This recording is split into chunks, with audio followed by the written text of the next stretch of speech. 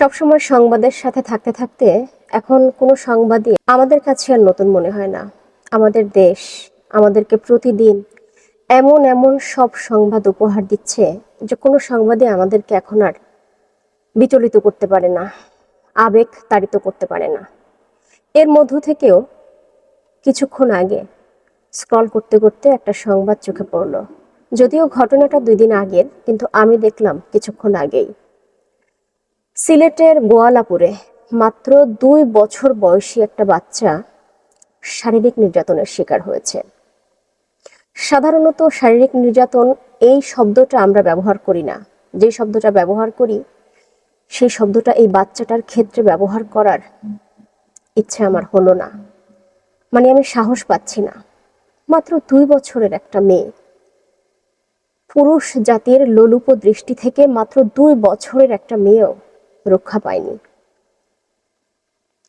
আমাদের দেশ, আমাদের সমাজ অনেক আগেই ধ্বংস হয়ে গেছে। মানবিকতা, মানবতা, নৈতিকতা সবকিছুই অতীত এখন।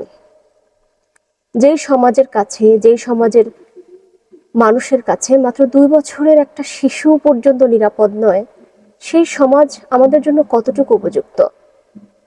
আপনি চিন্তা করতে পারেন, মাত্র 2 বছরের একটা শিশু কন্যা, এইটুকু বাচ্চার শারীরিক নির্যাতনের কথা চিন্তা করার সময় কি তার মা বাবার হয়েছে? যেখানে ছোটবেলায় এই বয়সটা একটা বাচ্চা আশেপাশের মানুষ, আত্মীয় স্বজন, পাড়া প্রতিবেশী তাদের সাথে হেসে খেলে বড় হবে। আমরা তো সাধারণত প্রত্যেকটা পরিবারই প্রতিবেশী, আত্মীয় স্বজন এদের কাছে ছোট বাচ্চাকে দিতে চিন্তা করি না।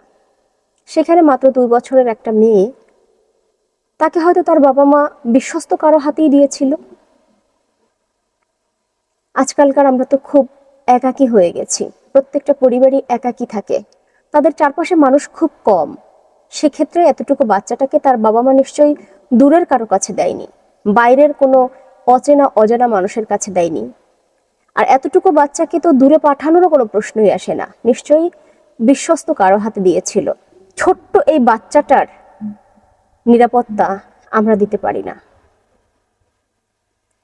এতটুকু বাচ্চাটার প্রতিও পুরুষের নোংরা দৃষ্টি, লোলুপ দৃষ্টি ঠিকই পড়েছে। আমার মতো হয়তো আপনারাও নিউজটা দেখেছেন, গা তো শিউরে উঠেছে, তাই না? কারণ এইটুকু একটা বাচ্চা, মাত্র 2 বছর, সে তো কিছু বলতে পারে না। কিছু বোঝা তো পরের কথা, সে তো কিছু বলতেই পারেনি তার সাথে কি হয়েছে। বাচ্চাটা অস্বাভাবিক আচরণ করছিল, শুধু কাঁদছিল, অনবরত কেঁদেই যাচ্ছিল। বাবা মা কোনো চেষ্টা করেই তাকে থামাতে পারেনি। বাধ্য হয়ে শেষ পর্যন্ত তাকে হাসপাতালে নিয়ে যায় এবং তার সমস্ত শরীর চেকআপের পর জানা যায় যে সে শারীরিক নির্যাতনের শিকার হয়েছে, তার লজ্জাস্থানে আঘাত করা হয়েছে। আমারও কন্যা সন্তান আছে। এরকম ঘটনাগুলো যখন আমাদের চোখের সামনে ঘটে, যখন আমরা দেখি, তখন আমাদের মানসিক অবস্থাটা কোথায় যায় তা শুধু মেয়ের মায়েরা বা বাবারাই জানে। এতটুকু একটা বাচ্চাকেও এখন আর অন্য কারো কাছে দেয়া যাবে না।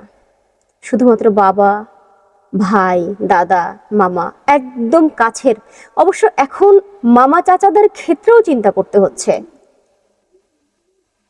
মামা চাচা, চাচার বন্ধু, মামার বন্ধু, চাচাতো চাচা, চাচাতো মামা, বোনের শ্বশুর, কেউই এখন আর মেয়ে শিশুদের জন্য নিরাপদ নয়। আমরা যারা মেয়ে সন্তানের মা রয়েছি, আমাদের চোখ কানকে বাজের মতো খোলা রাখতে হবে। কারণ আমাদের বাচ্চা, আমাদের সন্তান, আমাদের মেয়ে সন্তানরা প্রত্যেকটা পদক্ষেপে পদক্ষেপে হিংস্রতার শিকার হতে পারে যে কোনো সময়। এত পৈশাচিকতা, এত পৈশাচিক আচরণ একটা 2 বছরের বাচ্চার সাথেও হতে পারে, ভাবা আসলেই আমাদের জন্য কষ্টকর। তারপরেও সবাইকে বলবো, আপনারা যাদের মেয়ে সন্তান রয়েছে তাদের প্রতি আরো বেশি যত্নবান হন। আমাদের দেশ, আমাদের দেশের মানুষ মেয়েদের নিরাপত্তা দিতে চায় না, দিতে জানে না।